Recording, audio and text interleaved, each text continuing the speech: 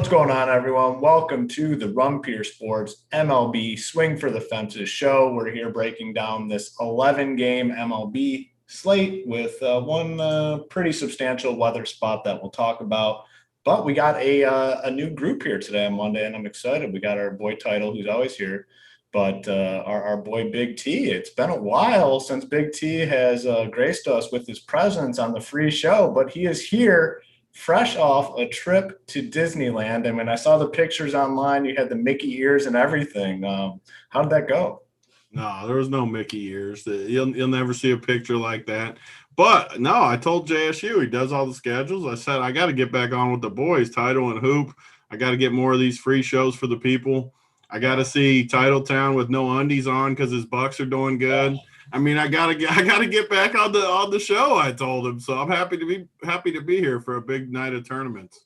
It's going to be sad to see like the 8th best team in the NBA win a championship. Like it's the most tilting thing before Title starts talking and jerking himself. Yeah. It is so tilting. First, I bet the Bucks versus the Nets, and I was just disgusted myself because I won the bet.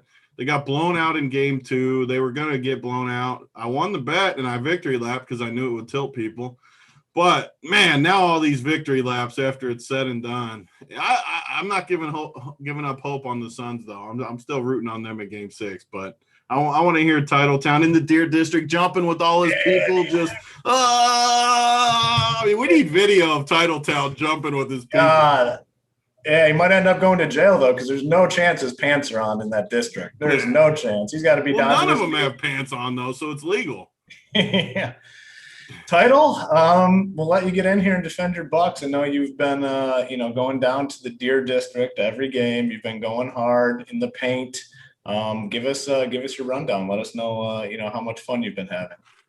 Oh, it's been a complete blast for sure. But last time I was on the show, I mean, it was before the All-Star break. They were down 2-0, I believe. And you and DC you guys were calling it. You said it's over. You said hang them up, no hope anymore. And I still did hold on to hope. I will say the Nets series, I agree. If the Nets had Harden, Kyrie, and KD healthy, they would have beat the Bucks. There's no denying that. But after that, I mean, what do you say, 8th best team or something? I don't agree with that at all. Giannis was not the same Giannis as we've seen.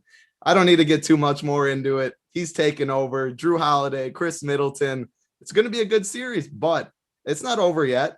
You still got to win one game. It's going to be a tough one, but I think they do get it done in 6. Tomorrow's a big day. I'll be back at the Deer District, jumping up and down. There'll be no videos of me just like Big T. How come we haven't got a video yet of you just jumping with your people, just loving it? No, I mean, if I get a Mickey Mouse one of you with those ears on, then you ain't. Yeah, no videos then for me. What a great image that would be. Title and Deer District prancing all over the place, all excited, and then Big T, his big old Mickey ears on his head. But going back to we've talked to NBA stuff a lot. Going back to the Disney stuff. Big T, we both have kids at a younger age. Disney's great for kids. They love it. They have a good time. The thing that I don't understand, and I will never fucking understand, are the adults that go to Disney by themselves without kids. Like, there is no explanation and no justification for that sort of behavior. It's just totally unacceptable, and I just don't get it either. Yeah, people go there for their vacation. You can go to Cancun for a week, all-inclusive. You can go to wherever the hell you want, Hawaii for a week. No, let's go to Disney and look at a fucking castle and come on. Not to mention it's 100 degrees out. It's miserable. I don't care what any parent says. Yeah, you love seeing the kids have a good time. Not saying that. I love it. But the parents are miserable. It's fucking hot out there. You're dying. You're trying to pretend like you're happy because it's about the kids. But imagine going there without the damn kids. I mean, just shoot me. Yeah. And there's a lot. I mean, honestly, if you're someone that hasn't been to Disney, like there is, a lot of people that you can tell that are there, like adults dress. I mean, it's no exaggeration. Adults there without kids, dressed up in Disney gear. You got the wife dressed up in princess dress, and the guys sitting there with a Mickey shirt. Like, it is like weird shit. I'm sorry. Like, if you're one of these people, I'm sorry. You can. You're not sorry. Don't tell them you're sorry. Yeah, but if they're an RPS person, I don't want to. We're still not sorry. That's terrible. Yeah, I take back that statement. I'm with Big T and solidarity on this one. just not acceptable. I'm sorry. I don't care. What it comes out like like you said, you go anywhere. Like, okay, if I don't have kids, I have a girlfriend, I have a wife. Okay. Anywhere. The first thing I'm thinking, all right, I'm going on vacation. I'm gonna get to the workbench. If I'm there 7 nights, I'm getting to the workbench 6, maybe 7 nights. Who knows? I don't want to be on the workbench and look up and see Mickey Mouse on the fucking ceiling, right? No. I mean, come on. This is always what they say, though. The people that do it, like, oh, the lady, she likes Disney, this and that. Don't blame it on the lady. Find a new lady if that's what she wants. Yeah. There's plenty of ladies that don't need Disney for that. That has to be a massive red flag if you're with a female and she's, you're planning a vacation without kids. Like I said, when you have kids, it's a different story. And she says, yeah, let's go to the Magic Castle or Magic Kingdom, whatever it's called. Like, get out, pack up and move on. You can find some. Go to Deer District with Title. He'll give you I'd be jumping with Title in a Giannis jersey before I was at Disney. Just all of them. Hey, tomorrow you can make the drive. We'll send it. If I had to choose between Disney and jumping with you in the district, I'm jumping with Title in the district with no drawers on. I will say, me and Title were texting back and forth on, what was that, Saturday night? MMA Sweat was looking pretty good for a while. Title was, spot on with that card, by the way. You nailed it. But we were texting back and forth, and it was late too, 1 a.m, and Title's like, "Hoop, man, I gotta stop texting with you." He's like, "I gotta save some battery. I'm trying to hit the workbench." So Title cut off a conversation with Hoop so he could save some battery life on his phone. I was at 4%. Can we get I was at 4%. Yeah, what do you need the phone get an at update? 1 a.m. for? Well, no. So I was with my buddies at a bar. All the other girls, they didn't go to the Deer District. They just wanted to get in the bars early. And there's 3 hour. The streets are packed. There's 3 hour lines to get in the bar after the game if you wait the whole time. And yeah, we waited. It was such a good game. We couldn't leave the Deer District. So we had to Uber down to a different street, like 10 minutes away. And they were all at the other bars. So I had to save the battery to meet up with them when it was later, when bars were closing, because I couldn't get in line. The line was there forever. So I was at 3% texting Hoop, and I was like, sorry, Hoop, I got to save the battery for the girl. Yeah, that's it. It's fine. Like, no issue here. But was it a successful battery save or unsuccessful? Well, no, my buddy bought a charger, so we were able to charge the phone too. He needed his phone so we could have kept texting. Well, maybe, I don't know. That was. I'm not talking about the phone. I'm saying it was successful. Was it worth it to save the battery? I guess is what I'm getting at. Of course, yes, it was successful. You don't have to worry about that. It was close. All right, just checking. All right, Big T. Anything else? Yeah, I have one. Just as you talked about MMA, and I always like to tell the people about stuff. Man, I had my first thing where I jacked up the optimizer, I think, on Saturday night, because I got to the end. When I did my numbers, I said Islam was clearly my number one guy. Like everyone, I had him projected for like 30 points more than anyone. And he was my highest owned, highest projected by a mile. And my only rule in the optimizer was the Nascimento, or however you say the dude. Yeah. I set a rule to have either him or the underdog in that in every team I built. Oh. My only rule. So I get to the end of the night, my best team is the exact same as the optimal, except Nascimento over Islam. You look at it and you're like, how the hell? I would never, if I looked at it, which sometimes you might win because of this too, where you get a random team in there. But I would have never played anyone over Islam 1v1. So, God, man, and it wouldn't have been like a massive number, because it was like it was 8,000. Yeah, and it was in a couple tournaments, but it was probably a 20, 30K error just by putting the 1v1. Man, I was disappointed, but yeah, Title crushed the content like always for MMA. It's fun to have a chance. It's just annoying when you're the reason that it didn't get done. I shouldn't have set that rule, or at least double checked and maybe just locked in Islam or something, to where I don't know what I could have done different, but it was annoying to see Islam not on the team was the reason, and I could have afforded him. Oh man, it was annoying. Yeah. Those are the worst. Yeah, those are the worst. It's a great segue into my favorite talking point. The reason why, I think Run Pure Sports is better than all the competitors, Titles, MMA content, all included under our umbrella. Every sport included, one price. We don't bump up the prices when a new sport starts.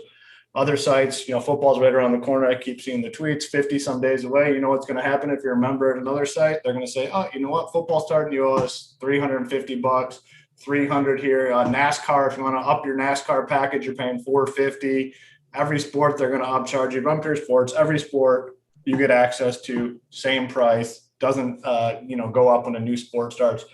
And before we came on the show, I was looking to see what promo we have going, and I was supposed to cancel Open 50, which gets you 50% off your first payment on a monthly package at Run Pure Sports, and I never canceled it. And I said, you know what? I'm going to keep it open for the people. Now that MLB is back, we'll keep it open for a couple days. So Open 50 you can use. That'll get you 50% off your first payment on a monthly package over here at Run Pure Sports, which, like I said, includes every single sport that we cover, and we cover all of them. So it's a good deal. So check us out over at runpuresports.com. That promo code is open50. Big weekend over here at Run Pure Sports. A lot of big scores. Again, Title, you mentioned that the top MMA score in that GPP was for $8,000. Looks like it was $8,500. Our boy Zach Dilly was a part of that. I think a couple other members had it too. There was a few of those screenshots that I saw in the Discord chat. In NBA, we had a win. Our boy Lake Bum 23 took down 12K in NBA. MMA. That was a $34 and a $12.50 single entry. Or you might have done NBA too, but he was the other one in MMA too. Don't win single entry with us. It's only you got to enter 150 to win. Got to enter 150 until our boy MN. Nice cards, longtime member, a lot of big wins too. Takes down everything on FanDuel. I'm going out of order here, Simon. I apologize, but that was just such a good segue into the single entry. $100,000 FanDuel $555 contest in PGA. Shipped it with one lineup, and he won some other stuff too. It was a phenomenal lineup. He's had a lot of big wins though, so congratulations to him. Snyder had a 4,500. Snyder's, someone had posted, I think it was our boy Landa posted on Twitter. You listen to all the golf touts and people in the industry. It's like the same talking points, like recycled. They listen to each other and they all talk about the same shit all week long. They get on the same head. Our boy Snyder does his own analysis, breaks it all down, and just phenomenal. Somehow he's not on Morikawa last week, which was shocking to me, but I think he ended up playing a little bit of them, but he had another good win. Snyder's just crushing the PGA content. And then our girl Brittany J 817 just absolutely has been crushing it. Takes down another $20,000 in PGA. Phenomenal job by her. So Brittany, congratulations on the big win. And I think she said she had won like $50,000 in the last week, right, Tony? Yeah, she hit two of the NBA ones for sure, at least two or three. She's up 50K plus. Just crushing. The funny thing is, before this run started, she sent some tweet on one of my screenshots and was like, my turn's coming soon or something to that effect. And then boom, next day hits one. 3 days later, hits one. A couple weeks or a week later, hits another one. Like, that's just how it happens. You got to keep grinding. Doesn't matter. You could be on a downswing. Keep the process. Keep doing what you do. And you were talking about Snyder. I don't think Simon, our producer, doesn't even have this screenshot, at least not yet. But Snyder, just the man in golf, our boy from the CPC, JMW, sent me a screenshot on Twitter. I don't even know if he posted it, but 100K, six-figure shipper in golf Showdown yesterday. Gave all the credit to our boy Snyder for some good calls. Another six-figure that's not even going to show up on here in Showdown. Snyder's the man, like Hoop said. He comes up with stuff other people might not have. We even laugh at his ass. This reminds me of a little bit of myself sometimes, where it just feels like every time you laugh at the guy, and I put myself in this category. I make fun of him. I'm like, no way he's right this time. This dumbass take, freaking Snyder. Sure enough, there he is laughing at me. Come the next Monday, get the victory over me, and Snyder's the man. Yeah. I made a proclamation on the show, I think, a couple weeks ago, because it was like 4 weeks in a row. He'd come up with this, what I thought was an outlandish take on the PGA slate. And, I have to come back the next week and, take the L. I said, you know what? I'm done doing it. I'm just not going against the guy. So I don't have to show up and take the L's every week. He's just been so spot on with absolutely everything. And he does his own thing, doesn't let other people influence his opinion. That's my favorite part about him, honestly. Like, no matter how much shit talk you give him, he stays on his dudes. That's important in DFS because you need conviction. And I don't care if you're right or wrong. That doesn't even matter to me. Just have conviction, know why you want to do something, and then learn from it. It could be right or wrong. It doesn't freaking matter. You got to do that or you're never going to win. If you just go by what us three or anybody says, you're not going to win just doing that. You got to have your own convictions and weave in and out, inform your own process without a doubt. Yeah, and it is hard, with so much content being produced every week in every sport, basically to, really stick to your guns on things. And it's very important to do it. Snyder's done a phenomenal job of just blocking out the noise and, doing his own thing. And he's been super successful. It's good to see the results now rolling in for, DFS as well. All right, let's go ahead and hit up this MLB slate. We'll break it down. What are we doing? Are we going to stick with Tony position by position, or do you want to go game by game? What do you think here? Whatever you guys want to do. I'm just happy to be back with the crew here. Yeah, this is how you know I'm back on here, though. There's no way with DC on here, 20 minutes into a show you had, because this guy, DC, he's on our premium show now, giving you the baseball winners. He jerks off the baseball. Like there's no way he was letting you guys talk about other things for 20 minutes. Well, unless we kind of started shifting into the sticky stuff and the I do love. Then he was all right. I do love how these sticky stuff people, which I will tell you though. I mean, Title's been with us on the show. Has he been with our side? He's been. I mean, the guys that have been affected by this, DC has been on. Like he has been. But he said Garrett Cole and these guys, and they've shoved their dick right in him the last obviously, full shove, just full send. Yeah, correct. Yeah. I think it doesn't apply anymore, or what? Huh? So it stopped working, or what happened? Are they adjusting? I think that maybe I don't know. He was spot on with Title. You can attest to it. I mean, he was spot on with the guys that would be affected. And maybe it's only going to be a 2-3 start thing, and now they figured something else out. But the guys that struggled right out of the gate from this, he was on. Yeah. Title sounds like no, you're absolutely right. It sounds like people in YouTube chat want position by position. I think position by position is better for the people too. So I know Big T. I hate about position by position is like it's just not how I build teams, but I can do whatever the people want. And that's really not like he asked you. You could have said game by game. No, I want whatever the people want. If they want position by position, it's easier for us. I mean, it's freaking easy to talk about position by position. We can go through and that's easy. Yeah, so the people I think prefer position by position, but honestly, to me, if that's teams position by position, huh? Who builds teams like that? Yeah, well, you get a lock here or there. Sometimes I do. Like if you build like position by position. Well, no. Sometimes we'll get to catcher today. There's a clear play that I think there. When do we get into another 3 main event MMA slate? Is what I want to know. That's what I want to know.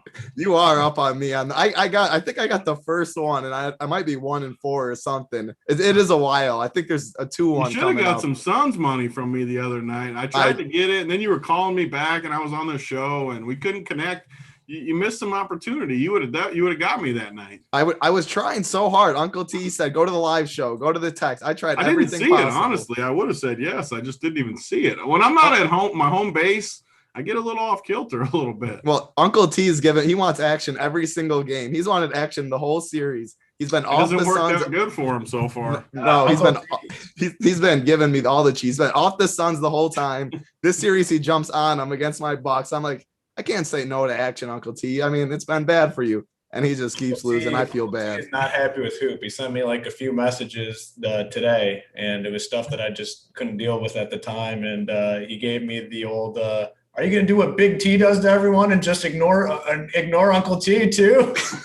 And I still didn't respond. So Uncle T's got to be pissed at Hoop. I guarantee you that. But we'll reunite tomorrow night on the PGA show. He'll be loving me again. Uncle T is a guy.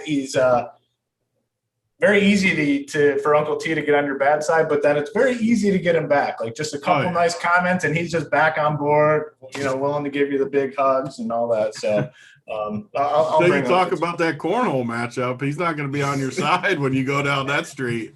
That is very. That's his sweet spot. Very touchy subject for him. I mean, yeah. I mean, we definitely have to run that back at some point. I got to connect with Uncle T and run that game back, give him a chance to redeem him. So you got, I mean, I would say he's probably maybe a better cornhole player than I am, but I think he got nervous. Honestly, he got nervous to be in the pitch with me, and I think I had a mental advantage over him, and I think I might move him forward too. I mean, it's easy to get in his head. I mean, he's and he doesn't want that trash talk coming again. I mean, that's a lot of pressure to withstand. Yeah, and I have an easy out. I can just say, Uncle T, you're better than me. You're supposed to beat me the first time, and I whipped your ass. So, I mean, it's a tough situation for him. It's really, honestly, a no-win situation for him. So we'll see if we can get a rematch going. Baseball tonight, one game, like I said, that is in jeopardy of being rained out. That is the Atlanta and San Diego game, which, has probably the best pitcher on this board, Yu Darvish, but he's coming off an injury. So even if this game is good to go, I don't know how much we should trust him, but the pitching on the slate is not good. I mean, there's really no two ways about it. It's not a pitching slate. For me, when we have these slates that aren't pitching slates, I just go to offense and play the guys I want or the stacks I want and come back to pitcher and kind of just, see who I can get. At the top, we have Gossman 10K, Darvish 9-2, like I said. Weather it's not looking good there. I think this game is probably, as it stands right now, too risky to play Yu Darvish. I'm curious to see what you guys say. Kyle Gibson is a name I think that we can look at here, 9K against Detroit. Detroit, though, I mean, obviously not high on the Detroit offense, but they've been kind of pesky as of late. We have Ohtani at 8.7. We have Greinke at 8.8. Yarborough at 8.6. I will note on Yarborough, he's 7.4 on FanDuel. Real good price tag for him over there. Stripling and then Gonsolin. So we'll start at 8K and above. Title, I'll go to you first. What are your thoughts on this upper range? And then Yu Darvish, you think it's too risky to play him here tonight?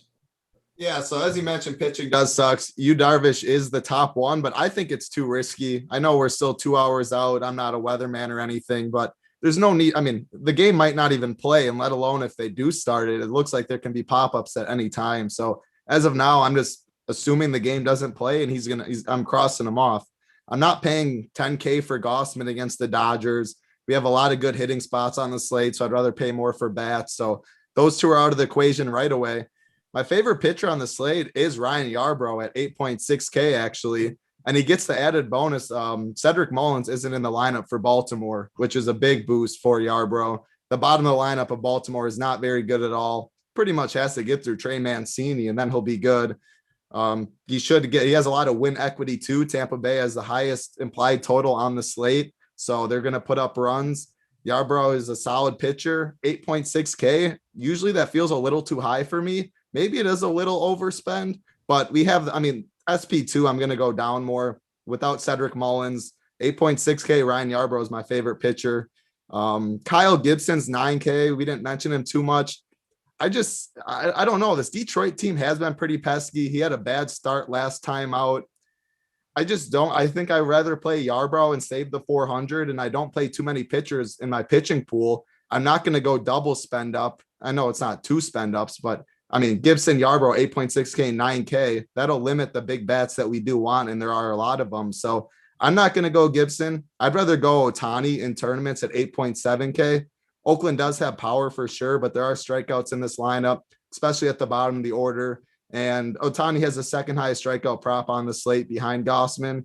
You get a $1,300 savings. It's only GPP, though. He's always a boom bust risk reward guy just because he could walk. I mean, we saw what he did with the Yankees a couple weeks ago. He just walks the bases loaded and he can't get out of it, and he's done in one inning. But he does have good starts where he does put up strikeout numbers. So he's my tournament guy.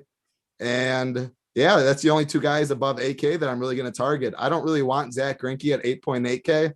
I'm just rather play Yarbrough at 8.6K. So Yarbrough is my favorite. He's my SP1, and then I'll go down for SP2. Yeah, I agree with most of that. Big T, talk to me about you, Darvish. I mean, do you think it's too risky to go there? I mean, if we're still, 2 hours out, I guess things could change, but this forecast here has been pretty consistent throughout the day. So curious to hear what you have to say about you, Darvish, and then talk to me about these other guys at 8K and above. Yeah, I'm not going to play you, Darvish. Bad weather. I don't love the spot anyways.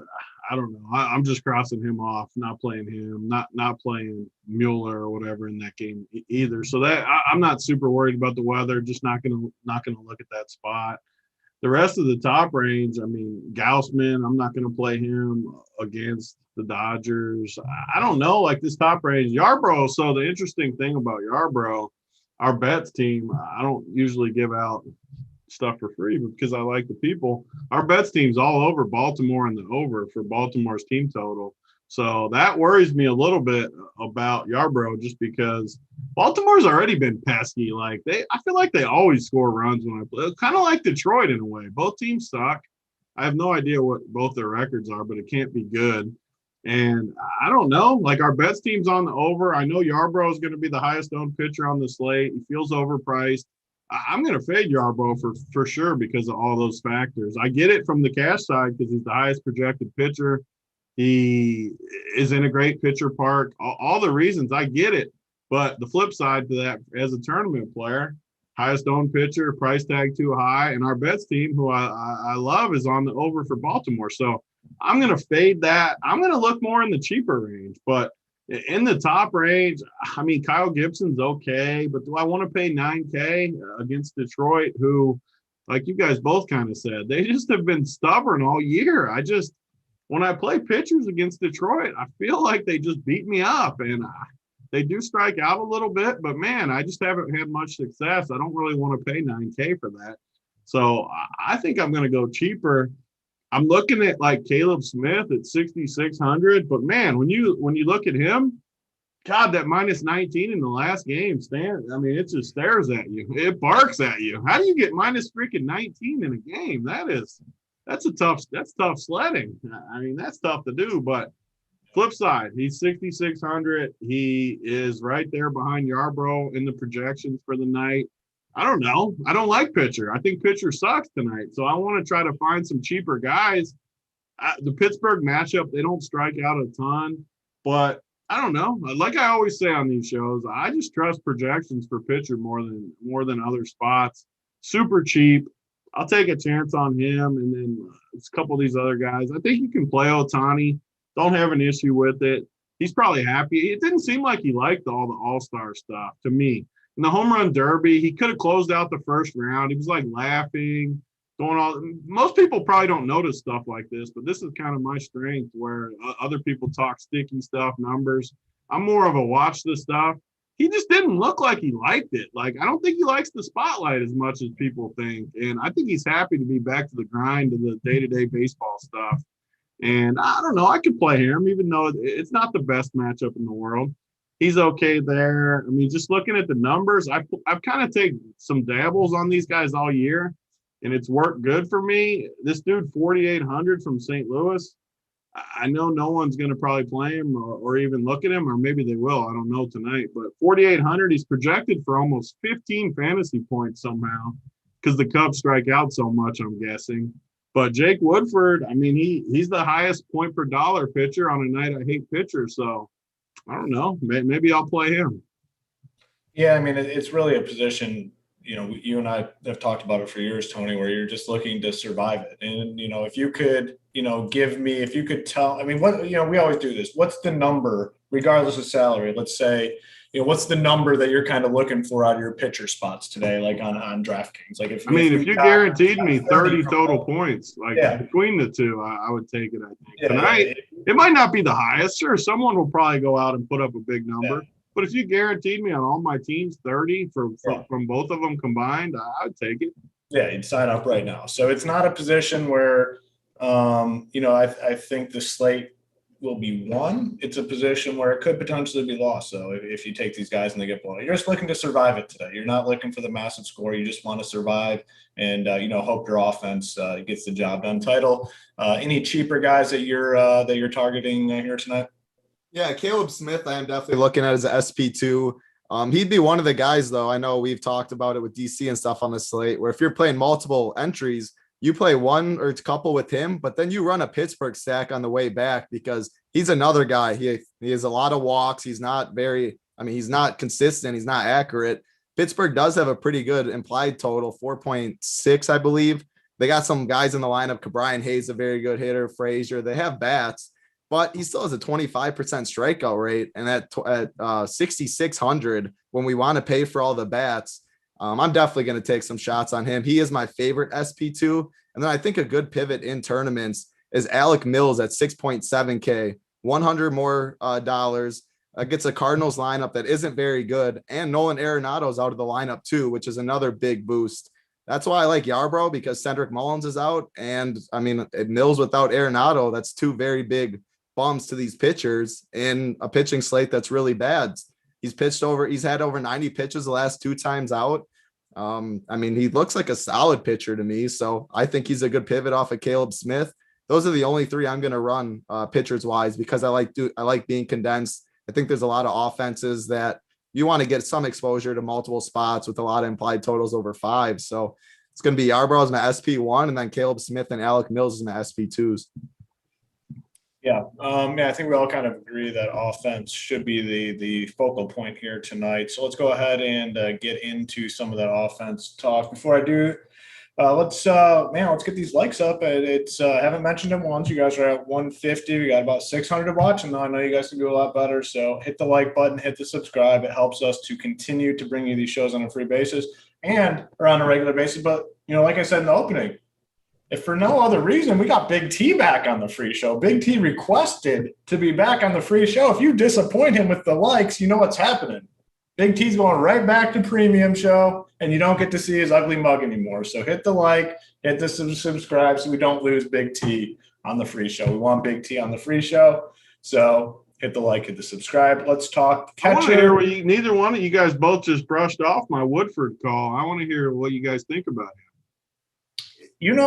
I'm always down to play, especially on a slate like this where pitching is not very good and borderline awful. I am always willing to play the full punt at pitcher. Because like I said, it's a survive sort of slate. So if he can go out and get you 10 fantasy points. He's projected for 15 on these projections. I mean, does he have a K prop? I will say the one thing I did want to mention. I doubt he's got a K prop, but yeah, Caleb Smith actually does have a pretty good prop, 5.5. That's a solid number. Woodruff does. Oh, wow. Okay. This is actually minus 140. Yeah, and over on 3.5. Sign me up. I might play both those dudes because Title sold me on Alec Mills. I might just play both dudes in that game for super cheap. Yeah, I mean, Woodruff's K prop is better than Mills. Yeah. He's projected for 15 damn points in my projection. So it makes sense. Yeah, I like Yarbrough more than you. I mean, this is why you're a term and I'm cash too, and it does different things. That's why I mean, it makes sense. I don't think he's a very good pitcher. I looked at some of his appearances. I don't think he's very good either. That's why the projection jumped out to me. Yeah, the projections are liking him for sure. So yeah, I can't hate a 4.8K with big bats on the slate. So I won't talk anyone just strike out so much too. I mean, it feels like they strike out to everybody. Yeah. People are asking about Mize, and he doesn't have Casey Mize. He just isn't. I think he's going to pitch 3-4 innings max. His pitch count's just been awful lately. And I mean, you'd rather go all the way down. Why at 6.6K? I'd rather Mills and Caleb Smith. And if you're going to get 3-4 innings, then you just all the way go down to Big T's guy and go save the 2,000. I know Falik was talking about it earlier too. He thinks it's going to be 3 or 4 innings. Unless you hear something with the pitch count, I just don't think you can pay 6.6K for a guy's 4 innings max. It looks like. So I like that range though. I'm kind of in on that range. I mean, I like Mills more and Caleb Smith more. I don't mind Mize though if you're playing a bunch of teams. You just don't need as much tonight if he does decent. Even this is going to really sound terrible, but it's how pitching looks tonight. That DeJong even. I mean, I don't totally hate him if you're playing a bunch of teams because what is it tonight on DK? It's only like $5 for the big one. I like it when it's like this because I just like putting 150 in and playing a little bit. I don't usually do it, but since it was cheaper tonight, I wanted to fool around with it. Like if I'm playing 150, I don't mind running like 10% DeJong even tonight at 6,900. Arizona sucks. Like they're terrible. And they're really cheap too on DraftKings, and they have an implied total of 5. People are gonna play them. They suck. If you go all the way, yeah. Like I'm not saying I wouldn't play them on one team or anything, but I don't know. I like that. I like that cheap range.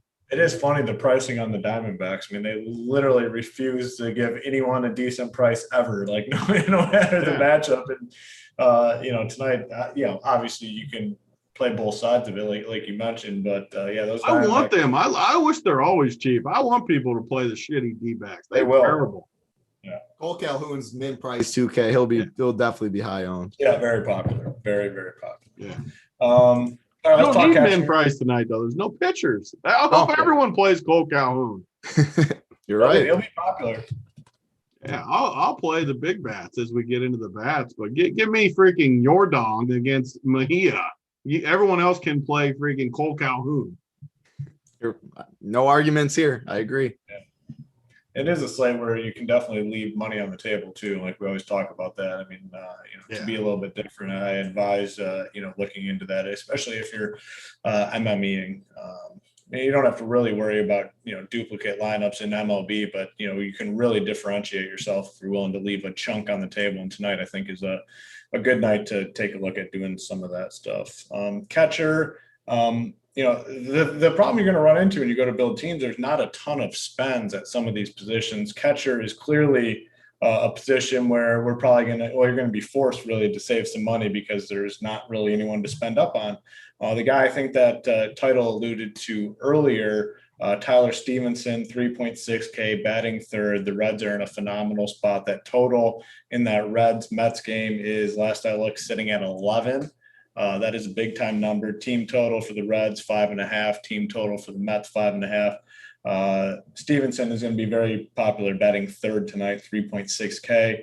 A couple guys, if you want to save some money on the other side of that game for the Mets, Tomas Nido, I think is how you pronounce his name. He's batting seventh. He's 2.6K. And then for the Rangers, Jonah Heim is 2.3K. batting fifth. For the Pirates, Jacob Stallings, I think you can look at 3.5K. I don't mind him as a pivot off of Stevenson. But, it's going to be a position where you save some money. You're going to kind of be forced to because we don't have spends at the position. I'll go to you first. Big T, thoughts here at catcher.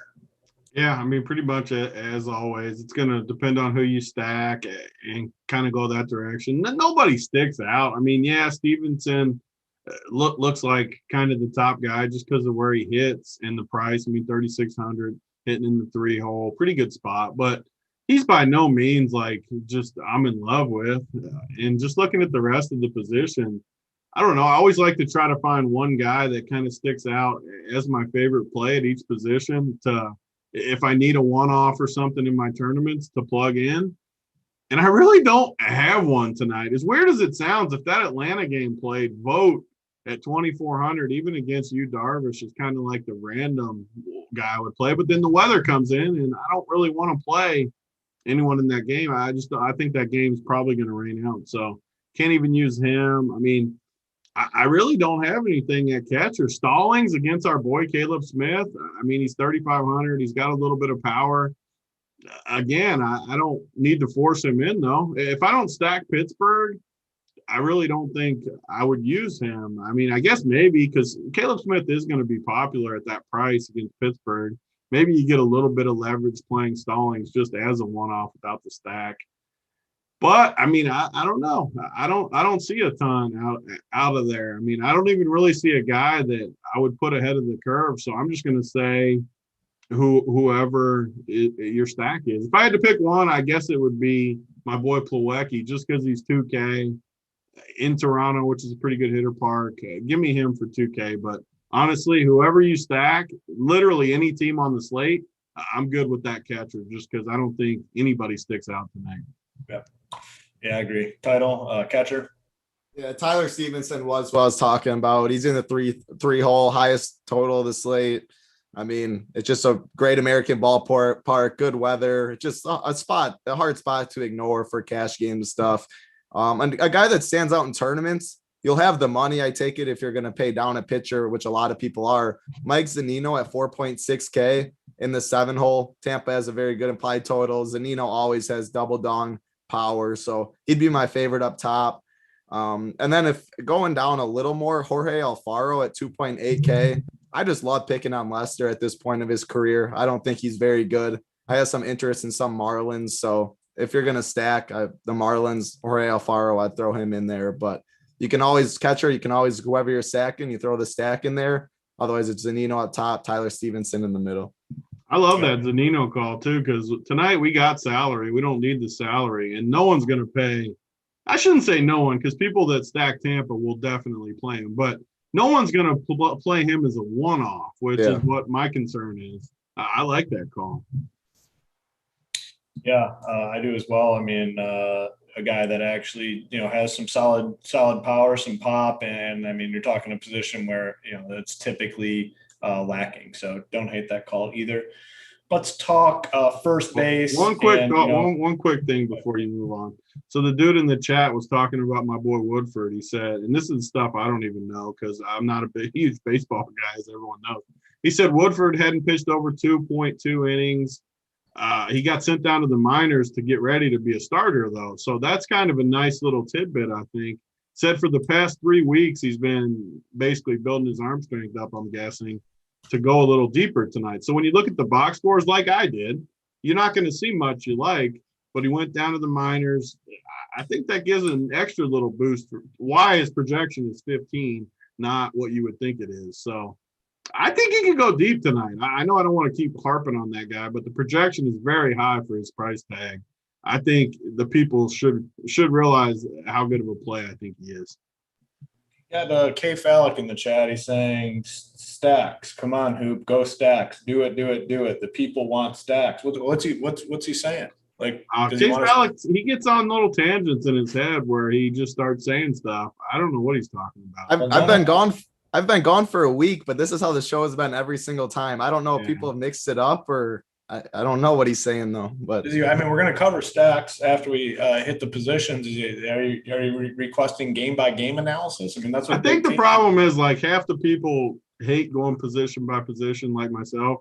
The other half love just talking position by position. So I think it's like split. The reason I hate it because obviously majority of people are playing tournaments. And if you're playing tournaments, your mindset should be looking at teams, not positions, right? Yeah. If you're playing cash that's always what I do. Yeah, if you're playing cash games, you're going to look at each individual position, try to see where the best value is, blah, blah, blah. Majority of people are in tournaments. And if you're playing tournaments, your mind shouldn't be working position by position. You should be looking at each team. But hey, it seems like majority of the truth is sometimes I'll like win a tournament by not even realizing some position player is on the slate. Like I'll just get so zoned in on my stacks. It could be who was the 2K outfielder you guys were talking about? Cole Calhoun. Yeah, like if I wasn't on the show and I would say I was at Disney again this week, just building my team. extended your Disney vacation. I look at the stacks. I might not even realize his ass is on the slate, and all of a sudden he's 50% owned because he's 2K, and it saves me by just looking at the stack because I didn't even look at the damn position by position.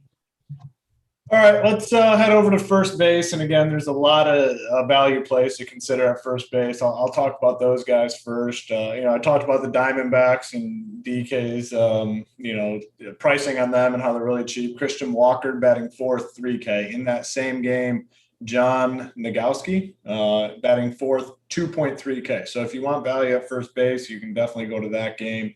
At the top, I'd simply just go to Vlad Guerrero. I don't know how owned he'll be. I mean, he's 6.3K. I hope the price tag kind of scares some people away. Pete Alonso, 5.9K. Those are a few of the guys. We have guys to spend up on. We have some very, very cheap guys in good spots. Ownership should be pretty spread out, I'd say, because of that. Title, what are you looking at here at first base? Yeah, this is most definitely a spend up position. I mean, catchers, we said some value. Pitchers, we're not even breaking the bank. So I couldn't imagine going all the way down unless you are getting the leverage with against Caleb Smith, like you said. But yeah, Vlad Jr., I mean, he's my favorite. It's hard he's just so locked in. Arguably the best hitter in baseball right now, 6.3K. I love him for sure. Pete Alonso in Great American Ballpark in the high over under. I think the Mets are going to be the sneakier side of the game. I think people are going to go Winker, going to go Naquin, since he has some Stevenson, since he has cheap bats. Pete Alonso is still going to get ownership, but I like him in the 2-hole a lot. Gutierrez is no good at all. And then Joey Votto, you can go in that same game, 5.1K too, if you want a little more savings off of Alonso and Vlad Jr. But those are my 3 favorites. I'm going to spend up for sure. I think one of those guys, if not multiple, hit a bomb. So Vlad, Pete Alonso, Joey Votto. Big T, is this a position you see yourself kind of going to the top, or, maybe saving some salary? Talk to me here about first base.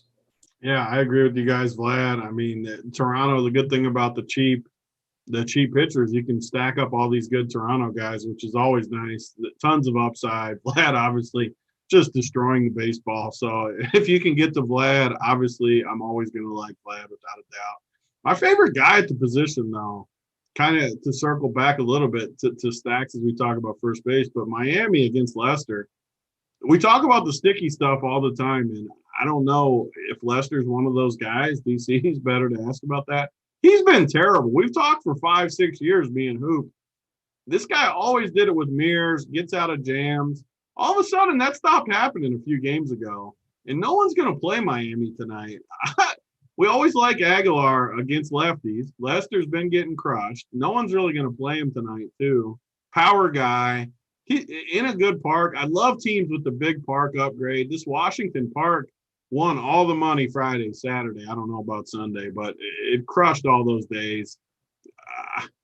I love Aguilar tonight. He's a little cheaper, but again, salary doesn't matter. So love him, love Vlad, love Pete Alonso, like you guys said. Those are kind of my 3.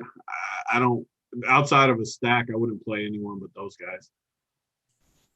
Yeah, I'm with you. I mean, loaded position, and that park is I've thought it for years, so underrated in the summer. I don't know where it ranks on the official ballpark rankings and all that crap, but when it gets hot and humid there, the ball freaking flies. Was it Strasburg? Like anytime you pitch like over 90 degrees, like you just get rocked there. The ball just flies out of that ballpark. So I think that's a very good call. Let's talk second base. And, again, we have some guys at the top that I think are really strong options here. If you want to go to that Reds-Mets game, got India leading off, 4.4K. On the other side, Jeff McNeil, 4.7K, batting third. Brandon Lowe or Lau, whichever the one it is, I don't know. He's 4.5K. Josh Rojas leading off, 4.3K. Those are a few of the guys. Marcus Semien, 5.8K if you want to go all the way up to the top. I mean, these are the spots I think that are interesting. I don't think, Marcus Semien, I think is a great play. I don't think a lot of people are going to go all the way up to Semien at 5.8K because you can get guys that you can justify playing for cheaper in Lowe and India and McNeil. So I really like Semien here. I really like Toronto. I think they have a chance to not go overlooked, but I think a lot of people are going to go to some of these other offenses because they're cheaper. So my favorite in tournaments here would be a guy like Marcus Semien. Let's go to you, Big T. Thoughts here at second base. Yeah, I like second base because a couple of the guys at the top I think are bad plays in tournaments. Josh Rojas going to be very popular, I think, in the 1-hole with people that like Arizona. I'm definitely not going to be on that. And Brandon Lowe or Lau, I know we say that every time, but I still don't know which way it is. I just don't like that play all that much in that park. So I'm not going to be on those guys. Love Semien, love Altuve. Give me all the upside with those guys at the top. I mean, they're just staring at me. One totally sneaky guy that no one is going to play tonight, and these are the tournament guys I like. Joe Panic, lefty in that same spot for Miami against Leicester, 2,900. Eligible at 2 positions, second and third. I mean, I love Panic. Literally no one's going to play him, and I like the spot a bunch. And perfect guy to throw in your stack, especially if you're stacking Miami. I don't think I would use him as a one-off just because we have salary. There's no way I'm playing him over Altuve or Semien as a one-off. So I wouldn't do that, but in your Miami stacks, I think he is very, very sneaky lefty against Leicester. Besides that, though, I mean, I don't see any reason not to just play Simeon or Altuve. I'm looking maybe Fletcher for the Angels. I don't hate him, 4,200. He's always hit lefties pretty good. I like him. But again, this is kind of how I am with all sports. I want to narrow it down. I just wouldn't play him over Simeon or Altuve. So I don't know. I think it's those three for me: Simeon, Altuve, and Joe Panic. Title thoughts here at second base. I think you made a really good point about Marcus Simeon, and a lot of the Toronto guys will get to Bo Bichette. And same thing with Altuve is, I mean, Toronto has a 5.7 implied total against Pivetta, who's not very good, but people are just going to go like Brandon Lau. He's going to by far be the most popular guy at the position, leading off, very high total against the Orioles, who bad bullpen, bad starter. Everyone's just going to go there. And why would people pay 13 more hundred for Simeon or for Altuve or in Jonathan India 4.4K, Rojas 4.3K, and those guys are going to be way lower owned. So I think that's a very sharp call, especially when Big T's punting pitcher. That's the reason you do it, to get these guys. Cash games though, Brandon Lau is my favorite play, highest implied total, batting leadoff. I do like the Rays, so he's my favorite. Tournaments though, I absolutely agree. Marcus Semien would be my favorite spend up, and you'll have the money. So Vlad, Marcus Semien. I mean, you can get to the bottom of the order, outfielders and stuff. Toronto's in a very good spot and should be lower owned than they should be. Yeah, I definitely like the Blue Jays here tonight. Before we go to third base, just wanted to let you guys know that we started a promo with Underdog. So if you go to Underdog, you use promo code RUNPEER and make a deposit. They'll give you a free $25 to use over there. It's the best ball format right now. Is a good time to get into that. We're going to start, releasing some content to go alongside with that. So if you go to Underdog Fantasy and use promo code RUNPEER, you get a deposit match. It's a bonus of just $25. So head on over there, check those guys out. Let's go to third base and a few guys that kind of stand out to me at the third base position. First one, JD Davis, batting fifth for the Mets in that Mets Reds game. He is 4.8K. If you want to save a little bit of money, we talked about the Marlins, who I agree with Big T I like as well. John Berti, or however you pronounce his name, he's 3.4K. Brian Hayes leading off 4.3K. Just a few of the guys that I'm looking at here, but a lot of different ways you could potentially go at third base. Title, what are you looking at here at third base? Eugenio Suarez is too cheap, 3.7K, sticking with the Reds. I think they're in a very good spot, as we mentioned. JD Davis I like as well in that same game. That is the best game environment. It's going to be carry the most ownership, but I like both of them. Kevin Biggio for Toronto, 3.5K in the 7-hole. I think he gets overlooked a little bit. He has power. I like him in tournaments, especially if you're going with Toronto. You could get big bats, and then he's a savings at 3.5K. And then, Brian Hayes, like you mentioned, 4.3K. People are going to play Caleb Smith, and Brian Hayes is a very good baseball player, a very good hitter. He has a lot of upside. So I think that price is too cheap, even against Caleb Smith. I mean, Caleb Smith isn't a star. We're mainly targeting it for his price and how the slate works out. So I think the Pirates are interesting. He's their top hitter. Like that call for sure. Definitely be on him. Big T, what are you looking at here at the third base position?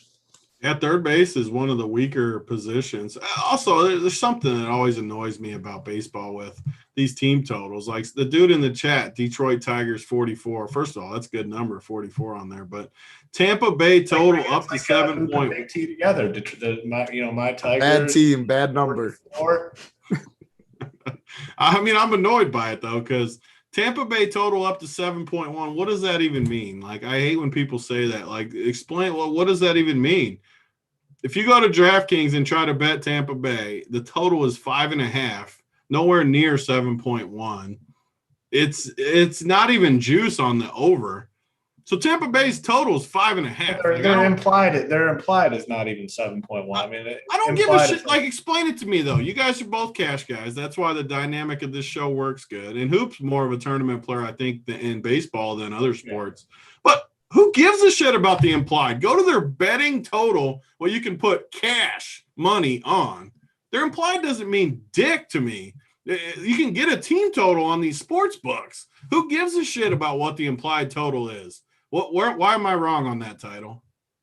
I don't even see where 7.1. I don't even see that number. Yeah. But why do we use implieds and not just betting lines? Like, I don't get it. Oh, Like, people like, because the it's total easier? of the total of a game, like if they're in Coors or something, one team could have a 7.5 implied total against Chichi Gonzalez or whatever. But they still have a team total though. Why aren't we just using the team totals? Oh yeah.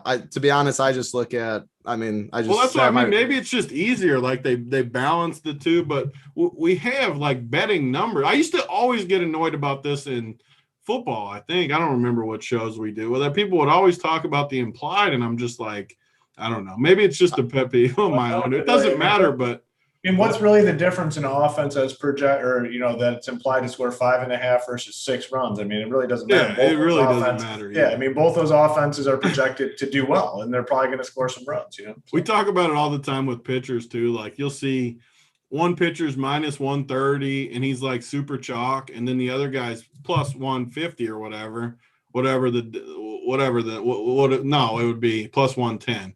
So, and that guy gets no ownership. Like that's basically a coin flip. It doesn't matter. When you get ownership, when you take ownership into it, then you're on the sharp side. If there's the ownership, it's crazy. Like and I think we could get a good edge by that stuff. But yeah, RG has it at 7-1. I don't know. Yeah, I see 5. I see 5-8. I don't know. And to me, like, there's not even juice on the over at 5-5. So like for me, I just think it's 5. And it doesn't matter. It was just a tangent. I didn't mean to get us derailed, but. Third base is the weakest position to me. I mean, just looking all the way down, it's kind of where I see Joe Panic kind of fitting into my lineups because I always like one or two totally random guys in my lineups just to differentiate me. Then it doesn't matter who I play. I can play anyone with it. I honestly don't like anyone at third base. I mean, Eugenio would be my number one, but I like him better against lefties. I don't necessarily love him. I mean, kind of like Title said, Suarez and JD Davis are the two that stick out, but I don't need either one of them. They're not like sticking totally off the page at me. I mean, you got guys like Brock Holt ranked good. I would never play Brock Holt on a slate like this. On a slate with no pitch, you play Brock Holt on a slate where you can play 2 stud arms and just fit him in. On a slate like this, I want big bats. I want different routes. So I don't know. I don't like third base, though. Joe Panic's going to be my guy here. Biggio, maybe you can throw him in your Toronto stacks. Cheaper price tag. Totally random guys like Candelario for Detroit. I don't think anyone's going to play him. He's been pretty good. I think he hit a 3-run bomb yesterday. Kyle Gibson's been good, though, but that's just a totally random 1% type play. Hoops just talking on mute. Talking on mute, that's how it goes. All right. I agree with what you're saying here. I don't think it's the strongest position. I think the other positions, even in cash games, like I'm looking at this position and it's probably one of the weaker ones. I could make an argument for probably 4 or 5 guys at all the other spots so far. This spot, not so much. Brian Hayes is definitely my favorite, though, probably at this point. Let's go over to shortstop and shortstop again. I guess now that I pull up shortstop, I'd say it's probably the weakest position for me. If we assume that San Diego game is off the slate, Tatis at 6K is obviously a spot we can't go. Pittsburgh, we have Kevin Newman leading off. He's 2.3K. I'm assuming he'll get some ownership. If you want to go all the way up to the top, we have Xander Bogaerts. I think you can play him. Bo Bichette, 5.5K. For me, this could be a position to spend up. We talked about the Marlins. Miguel Rojas is leading off. He's 4K. I do like the Marlins too. I know I mentioned that before, but I definitely think they're a team that we can look at here. Big T, what are your thoughts here at shortstop? Yeah, 3 guys for me. Maybe the most cut and dry position on the board. Rojas, love him in the 1 hole, like you said. I keep talking about Miami, but love Miami tonight in the 1 hole. Love Rojas. And then you got the 2 studs, Bo Bichette and Carlos Correa. Houston and Toronto. Again, cheap pitchers get me the big stacks like Houston and Toronto. 2 of their best power hitters, Bo Bichette and Correa, fit perfect. So, yeah, I mean, this position's loaded. Whoever I stack, Or I guess in my mini stack will be one of those three, because all the teams I like, Houston, Toronto, Miami, all have a great player at this position. So easy position for me. I would rank them though. Rojas 1, Bo Bichette 2, Correa 3. I love that. I love that core. And I have a feeling the Astros, I know you've talked about the Astros a couple times. I have a feeling they might go a little bit overlooked today. I mean, they're an offense that a lot of people have kind of been neglecting as of late. And with so many offenses in good spots, I have a sneaking suspicion that the Astros might come in kind of low owned tonight, which I like, because I'm on the Astros too. Isn't that our running joke when we do these shows, that this freaking Mejia is pitching on every slate we do, and he's pitching again tonight? I don't know. I haven't done a show with you in like 2 months. Maybe that was the running joke on the preview. Yeah, it must be on the preview show. Which, by the way, you guys are in on it now. It's the running joke. We're in on it. Which, by the way, Big T will be shifting to if we don't get these damn likes up. We're about 620 now, and 244. That's a hurtful number. Get those things up so Big T can continue to join us on the free show. Title, what are you doing here at shortstop? Yeah, it's another pay up position. I mean, we mentioned third, catcher. There's options down, pitching, and all that. 3 guys that stand out, assuming Padres don't play. It's Xander Bogaerts, Bo Bichette, and Trey Turner. I want one of those 3 up top. They're all in very good spots. My favorite, if I had to rank them, is probably Xander, Bichette, Turner, but it's really close. I would mix in all 3 of those. I'm not going to touch any other shortstops, assuming, again, Tatis isn't an option because of weather. Otherwise, he's by far the best. That game's really not looking all that good. I just looked again, and I think that it's already started. It looks like it's already started to rain, and it's going to be pretty steady from here on out. If not, there's just a high likelihood for pop-ups too. So I'll be stunned if that game plays, just for what it's worth. Yeah. So, I mean, I definitely plan on building teams, assuming that game is off the board. All right, let's you talked about shorts. So let's go to outfield. And the part of the reason I hate doing position by position is because of the outfield position. You get to the outfield position, you can literally name like 15 to 20 guys that are in play at the outfield position. So many guys here. I mean, you got the Reds guys, you got Winker, Tyler Naquin for some reason is 2.5K, which I mean is an egregious price tag. Brendan Nimmo, 4.5K. Some other dudes, Cole Calhoun, like we talked about, 2K, and he's been 2K for a while.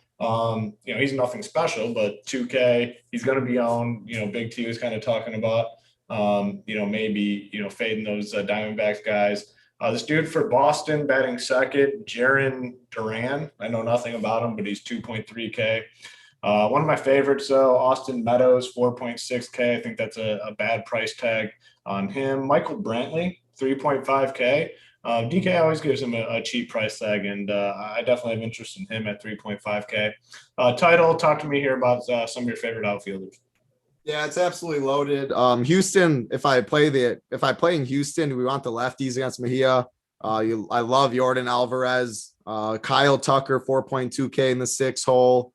And then you said Michael Brantley's way too cheap too. I do prefer Yordan Alvarez and Kyle Tucker more because of their power. I think they're in very good spots. Going to the Marlins, Adam Duvall and Starling Marte. I think they're in very good spots as well. We're all on Miami. We don't think Lester's any good. Like those two a lot. Of course, like you said, Jesse Winker and Naquin are going to be very owned for a reason. They're just too cheap. Juan Soto, lefty. I don't think anyone's going to really play him. Detwiller is definitely not a good pitcher. Trey Turner, Juan Soto, mini stack, I think makes a lot of sense, and we will have the money for it today. Couple other guys, got to save some for Big T. Michael Conforto, 3.4K in the 6 hole. I like the Mets. There's so many options. People are either going to go Naquin or Winker for cheap. I think he gets overlooked in that game.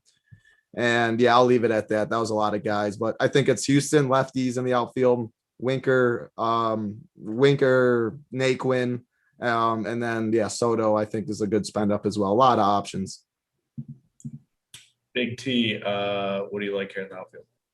Yeah, first of all, like Hoop said, I agree completely. I get so annoyed when we get to outfield because you could literally name. Say you like 6 stacks tonight. If you like a stack, you're almost always going to like at least 2 of the outfielders in the stack. that's 12, 13, 14 outfielders before you even get to the one-offs. I mean, you can name 30 guys. Marte's not in the lineup. Sorry to interrupt. I just saw that too. Chat's helped me, but yeah, outfield's low. Sorry to interrupt. No, you're good. I mean, there's so many guys. I could go up and down the list, but obviously, if you like Toronto, you can go with guys like Teoscar and Grichuk and Gurriel. Soto from Washington is totally freaking dialed in right now. Anytime I can play him, I'm gonna like him. And Detweiler's, he's only gonna probably see these guys for one at bat. So I don't know. I don't know as much about the bullpens, but I'm assuming Miami's bullpen sucks too. But someone correct me. Someone let us know how Miami's bullpen is. But yeah, Miami's outfielders, you got Duvall, who's always hit lefties good. Love him. I mean, Boston. So Boston's kind of interesting for me. You got Duran, who everyone's going to like in the 2-hole because he's 2,300. He's got to be a stud too. Again, people make fun of me all the time on these shows. I don't know who this dude is. It's got to be good though, because I got common sense. He's in a good lineup. He's in the 2-hole ahead of other guys. So in my head, he's got to be good. I don't need to know anything about him. So he's a stud. And my boy Danny Santana's in the 8-hole and Plawecki's down in the 9. You can have an interesting little stack where you play Duran, Santana, Plawecki, and then 2 studs from Boston, whoever you want, and then run it back with a couple Toronto guys. You got a nice little stack in that game. So I don't know. We can talk about outfielders forever. They're all good plays. Cincinnati, like you guys said, Winker, Naquin. One thing to note about Winker, man, he has – let me pull him up before I say something stupid, but he's been terrible, like beyond terrible. He hasn't got a hit in like a month, it feels like. He hasn't had double digits in 2-3 weeks. I don't know. Like, I couldn't imagine playing that guy. And people are going to play him tonight because he's going against Eichhoff in a good park. I just don't play guys like that, and I'm not going to change tonight. He's going to be very highly owned. I mean, there is a lot of guys in the outfield that you can play. He's going to be up there as one of the higher owned options because of, the team total there for the Reds. The Reds are going to be popular, and he's a name that's kind of, people have kind of clung on to lately in DFS. So, fading him would definitely be a move. So don't hate that though, because like I said, ownership is definitely going to be high on him. All right, anything else in the outfield, boys, before we get into some stacks? Is K Fallick still here? We need to make sure K Fallick's here because we're going to talk stacks. You really wanted the stacks. We're about to go to the stacks. If K Fallick, the chat said Miami's got the 4th best bullpen in baseball, so that's good info though, because Detweiler's only going to go a couple innings, one time through probably. If he does good, one time through. That makes me like Washington, and Washington's lineup sucks outside of Turner and Soto. So I definitely like Washington less knowing that. That's good to know. I mean, and let's see, what's the total? Game total is 9.5. Just pointed that out. All right, let's talk some stacks. For me, besides the obvious ones, I don't know what really is obvious because there's so many. You got teams in similar spots. I'm going to say, a couple that I have interest in that I think could be a little low owned. So let's do that. A couple that you think have the potential to be somewhat low owned. I don't mean to steal Big T's thunder, but I'm going to kind of do that because Marlins were a team that I had some interest in. I don't think they're going to be all that owned tonight. And I think they're in a real good spot. So I like the Marlins. And, another team, I'm going to say the Astros. Again, I don't think they're going to be super highly owned.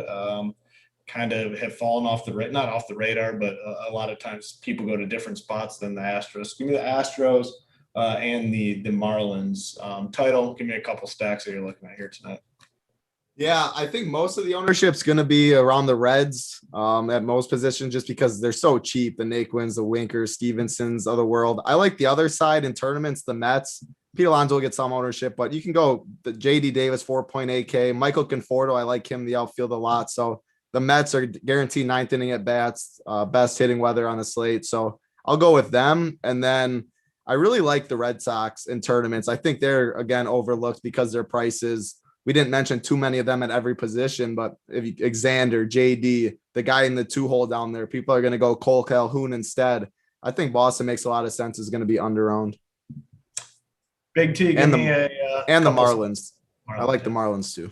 Yeah. Big T, give me a couple stacks that you're looking at here tonight. I mean, this dude just posted this Mets gif in the baseball Discord, and it makes me like the Mets even more. The dude's got this dance going with it. Whew, that's a good Mets gif. But I love tonight because I think a lot of people are going to play Tampa Bay, who I'm not going to play. I think a lot of people are going to play Arizona and Pittsburgh, who I'm definitely not going to play. I love nights where a decent amount of the ownership goes towards three teams in bad parks that I don't respect their offense, and the Reds for that matter. I'm definitely not playing the Reds, but I like Title's point about the Mets. I think I like them way better than the Reds in this game. I think they have a chance to go off with this lineup. But my favorites are both sides of the Toronto game, Toronto and Boston, Miami, Houston. Those are my four teams I'm going to key in on. Maybe I'll throw a little bit of Mets because of Title's point in this GIF. I love this GIF. But I'm going to definitely fade Tampa, Arizona, and Pittsburgh as more of my stand of the night. Yeah, I mean, I'm curious about the ownership, though, because really there's so many teams that are in, like, similar spots, you know, where they got to all be spread out. I mean, it's not going to be. Kind of what I was thinking. I mean, there's so many teams in similar spots, so I wouldn't be overly concerned. I do have a sneaking suspicion, though, that the Rays are the team that get the most ownership for some reason. I think the Rays and the Reds, if I had to guess. Yeah. I mean, the Rays, they're priced fairly around the industry. It's easy to play, and people like picking on the Orioles pitching staff, and rightfully so. So, all right, let's. Nice, though. You made a good point, though. We can get Toronto, Boston, and Houston. Maybe we should just go with those teams because they're the three best offenses, I think, on the slate. Yeah, I mean, you could say Tampa's in a great spot against it, but their park kind of sucks. You can get powerhouse offenses lower owned than we should be able to get tonight. Yeah, it's kind of my thought as well, especially on DK, where they've priced those offenses up, which, I mean, they should, but in neutral situations, I mean, if all these offenses are going against a similar type pitcher, like those are the best ones, why not just play the best offenses? I don't know. That's kind of how I'm thinking tonight. We'll see. But a lot of different ways you can go. Do we got enough likes? Let's see. 630 watching, 260. Come on, we can do a little bit better than this. Like I said, we got Big T back on the free show. Like, if things don't go well today, guess what? He's going back to the premium show. We don't want that. We want Big T here with us, 4:30 Eastern. Pound this like button before we get to the plays of the day to help us, like I said, to continue to not only bring you these shows for free on a daily basis, but bring you these shows with Big T, which is very important. So give us a like on the way out of here. Let's get into the plays of the day. We'll go to our boy Title first with the SO play of the day. Who do you got for us? I'm going to go to a position I hate, and I didn't even mention them until we were talking about stacks, but third base, Rafael Devers at 5.8K. I don't think people are going to spend all the way up. We're going to have the money at pitcher, especially if you're going Big T's route, going all the way down. And I like Boston. So a good hitter in a good spot at a bad position. I think Rafael Devers makes a lot of sense, and he's the SO play of the day. Like that. All right, we'll go. I'll go next with the 4X play of the day. I'm going to go to the Houston Astros, and I'm going to go to the 6 hole. I'm going Kyle Tucker as the 4X play of the day. Batting 6 here. I already said I think the Astros could be a little bit lower owned. Batting 6, his ownership should be pretty damn low. So give me Kyle Tucker as the 4X play of the day. And lastly, the return of the workbench play of the day. It's been a while. Like I said, Big T has been, hanging out on that premium show, but he wanted to come back and be with the people. This is where it all started. So he's back. Who is the workbench play of the day? Yeah, I mean, I could name a bunch of hitters. It's a little harder in baseball. Basketball was easy for me to do this because you can kind of spread it around. Baseball's more stacks. I'm going to give a pitcher because I don't think anyone's going to use him. I talked about him a bunch early in the show, but Jake Woodford, I like the tip that he went down to the minors to build up his arm a little bit. He's projected for 15. He's 4,800. He opens up the big offenses for us tonight. We can play whoever we want if we play him. Workbench play of the night's going to be a pitcher for once, Jake Woodford. Love it.